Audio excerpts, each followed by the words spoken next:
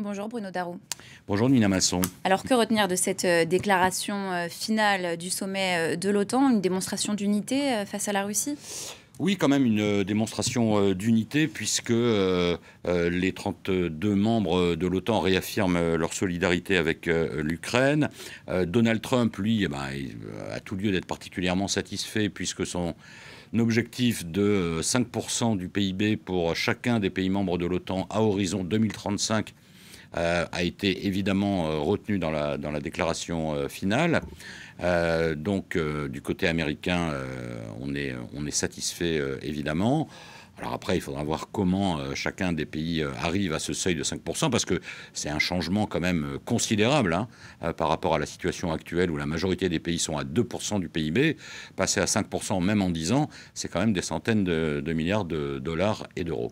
Et on retrouve Jean-Paul Paloméros, ancien chef d'état-major de l'armée de l'air, ancien commandant suprême allié de la transformation de l'OTAN. Vous êtes avec nous par téléphone. Bonjour à vous. Est-ce que vous diriez que l'OTAN sort renforcée de ce nouveau sommet? Disons qu'il n'est pas affaibli, quoi. Il n'y a pas eu de déclaration fracassante. Ça avait été bien préparé par le secrétaire général qui a vraiment bien cajolé, si je puis dire, Donald Trump. On l'a entendu dans l'interview. Mais l'OTAN, en fait, le problème à partir de maintenant, c'est cet argent, en admettant que les pays l'investissent, où va-t-il aller? Quelles sont les priorités? C'est ça le fond, et c'est là que l'OTAN a un gros travail à faire. C'est ce que c'était mon métier par le passé. C'est bien d'investir dans des domaines clés, l'intelligence artificielle, bien sûr, peut-être une défense antimissile. Mais évidemment, derrière tout ça, il y a le problème de l'industrie américaine et du poids de l'industrie américaine. C'est le trade-off, si je puis m'exprimer ainsi, de Donald Trump. C'est bien sûr investissez plus et, entre guillemets, même pas entre guillemets, d'ailleurs en gras, investissez chez moi, comme c'est le cas pour les avions de combat aujourd'hui dans la plupart des pays européens.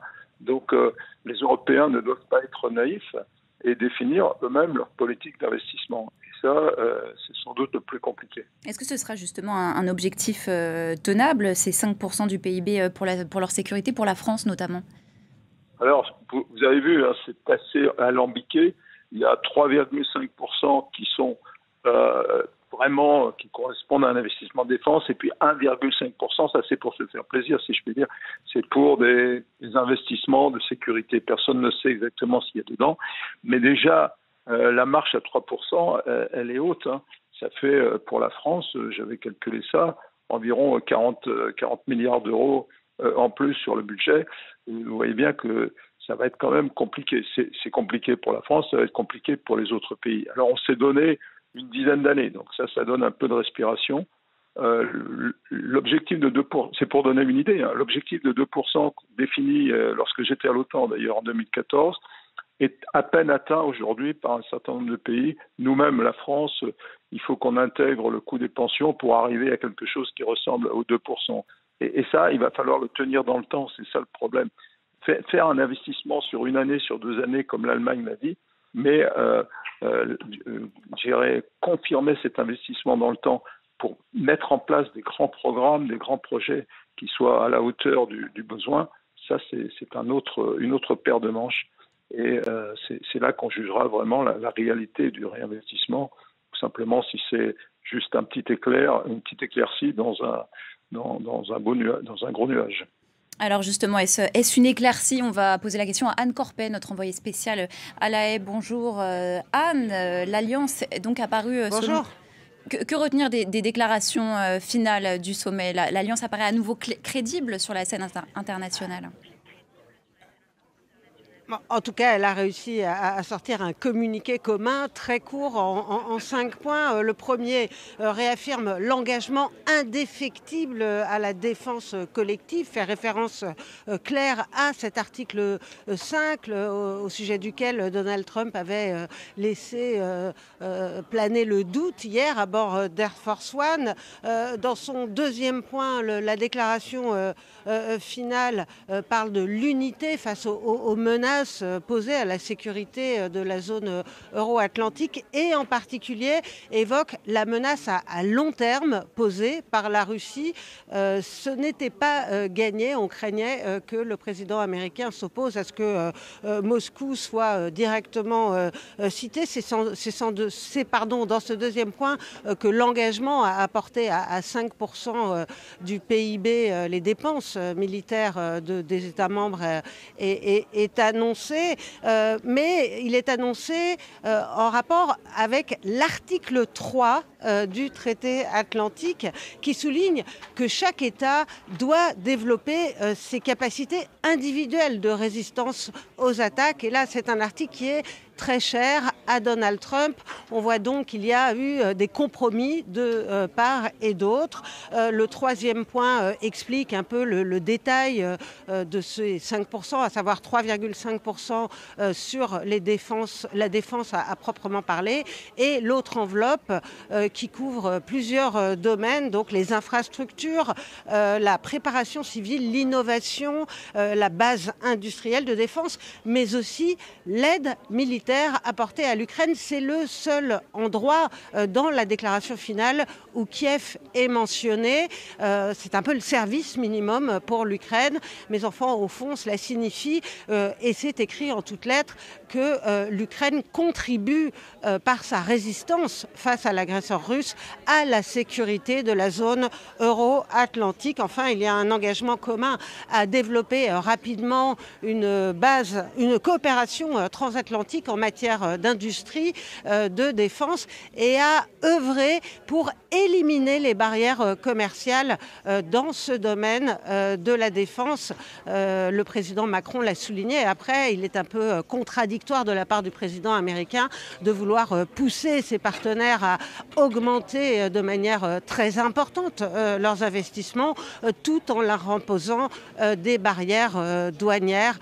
Voilà, donc un texte très court qui comporte des compromis, allusion à l'article 5 directement cité, la Russie, une menace à long terme et l'aide à l'Ukraine qui contribue donc à la sécurité de la zone euro-atlantique. Anne Corpet, envoyée spéciale de France 24 à La Haye. Merci Anne. On reviendra avec Bruno Darroux sur la rencontre attendue dans début d'après-midi entre Donald Trump et Volodymyr Zelensky. Mais d'abord, Jean-Paul Paloméros, Anne Corpet le disait, une ombre avait été brièvement jetée sur l'article 5 avec les récentes déclarations de Donald Trump.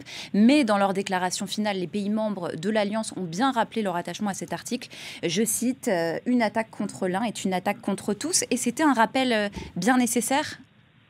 Bah oui, c'est un rappel absolument indispensable puisque c'est l'essence même de l'Alliance. C'est pour ça que l'Alliance a été créée. Pourquoi être ensemble si ce n'est pour se défendre ensemble? Donc tout anicroche, tout doute qui plane sur l'article 5 décrédibilise l'Alliance. Et c'est ce qu'a fait déjà M. Trump. Bon, à voir maintenant s'il ne va pas avoir des petites phrases assassines. A priori, le plus dur semble passer. Est-ce que cet engagement sera traduit dans les faits? Personne n'en sait rien. Il n'y a pas eu en tout cas d'annonce de désengagement des Américains, des forces américaines de l'OTAN, parce que je crois qu'en bout du compte, M. Trump se rend compte, comme ses prédécesseurs, que c'est très intéressant d'être présent dans l'OTAN, d'avoir d'ailleurs un des deux commandements stratégiques. Il a confirmé puisqu'il a renouvelé le nouveau patron de l'OTAN en Europe, et de pouvoir peser sur ses alliés, en particulier en termes de défense. C'est assez cocasse cette affaire de barrière commerciale parce que comme les flux aujourd'hui, ils sont quasiment uniquement dans le sens États-Unis-Europe, évidemment ce qu'il veut éviter, M. Trump, c'est que ces flux ne soient taxés par les pays européens avant de rentrer en Europe. C'est pour ça qu'il dit qu'il faut éliminer les barrières commerciales parce que l'export des Européens vers les États-Unis en termes de matière de défense, il est extrêmement limité. Il y a très peu de choses qui partent de l'autre côté de l'Atlantique. Dernier élément, peut-être, l'article 3, c'est vrai, indique que qu'il y a des droits et des devoirs, que le devoir, c'est que chacun, soit à titre individuel, soit à titre collectif, ça peut être l'Union européenne, par exemple, investisse au niveau qui est requis par cet article 5. Mais ce que Donald Trump oublie, c'est qu'avant l'article 3, il y a l'article 2, et l'article 2, qu'est-ce qu'il dit? Que les pays de l'Alliance, et c'est important, que les pays de l'Alliance doivent s'engager à ne pas se faire de guerre économique. à harmoniser leurs économies. Et ça, il l'a totalement oublié. Le traité de l'Alliance, c'est un tout, et il faut le lire en tant que tel. Jean-Paul Paloméros, ancien chef d'état-major de l'armée de l'air, merci pour vos précisions. Et je précise que la rencontre entre Volodymyr Zelensky et Donald Trump a bien commencé à La Haye. Bruno Darroux, qu'est-ce qui peut en sortir de cette rencontre? Écoutez, malheureusement, ni vous, ni moi, ni les journalistes sur place ne peuvent assister à cette rencontre en bilatéral. Mais évidemment, nul doute que le président américain, déjà par le fait même qu'il accepte de rencontrer Volodymyr Zelensky, signifie que les temps troublés et conflictuels sont derrière les deux dirigeants. Je fais référence bien sûr à ce qui s'était passé dans le bureau ovale à la Maison-Blanche. Entre-temps, il y a 4 mois. Entre-temps, il y a eu la rencontre le jour des obsèques du pape François. Donc, cette rencontre Zelensky-Trump n'était pas gagnée d'avance quand même à ce sommet. Volodymyr Zelensky a été invité. Finalement, Donald Trump a accepté de le rencontrer. Donc en soi, déjà, c'est plutôt une bonne nouvelle pour l'Ukraine. Après, le problème, c'est que ça ne va pas être simplement une discussion amicale, ça va être aussi, comme on dit en langage diplomatique, une discussion franche. Et nul doute que Donald Trump, tout auréolé du cessez-le-feu qu'il vient d'obtenir entre Israël et l'Iran, va sans doute dire, je ne pense pas m'avancer trop, à Volodymyr Zelensky, vous voyez, les Américains, enfin moi en l'occurrence, Donald Trump, j'ai réussi à obtenir un cessez-le-feu entre Israël et l'Iran en 12 jours, donc vous, les Ukrainiens, avec les Russes, vous devez aussi faire preuve d'esprit de responsabilité pour que le cessez-le-feu que je propose entre Kiev et Moscou soit atteint assez rapidement. Donc, on verra comment ça se déroule, si on a des informations de ce qu'ils se disent. Pour Volodymyr Zelensky, oui, les négociations, pourquoi pas, mais le problème, c'est les termes de la négociation qui restent toujours très antagonistes, on va dire, entre la Russie et l'Ukraine.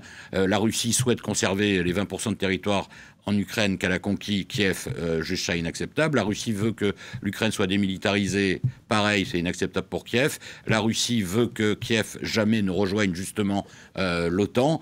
Et l'Ukraine tient absolument, même si c'est une échéance à long terme, qui ne figure pas d'ailleurs dans, il faudra vérifier, mais je crois dans le communiqué final, contrairement à ce qui s'était passé l'an dernier, où il était inscrit qu'à long terme, je n'ai plus la citation exacte, mais à long terme, l'Ukraine avait vocation à faire partie de l'OTAN. Là, apparemment, ça ne figure pas dans le communiqué. Donc, il va y avoir ça. Et du côté de Zelensky, très certainement, il va demander au président américain de poursuivre l'aide militaire des États-Unis envers l'Ukraine, qui est absolument cruciale, on le sait, en matière de finances d'abord, d'armement, de renseignement, bien sûr. Or, pour l'instant, l'armée ukrainienne vit sur la dernière aide débloquée par Joe Biden, c'était au mois de décembre, et donc on arrive un peu au bout de cette aide, et il va certainement chercher à obtenir une nouvelle aide de la part de Donald Trump, et ça, c'est peut-être pas gagné. Bruno Darroux, merci pour votre décryptage d'une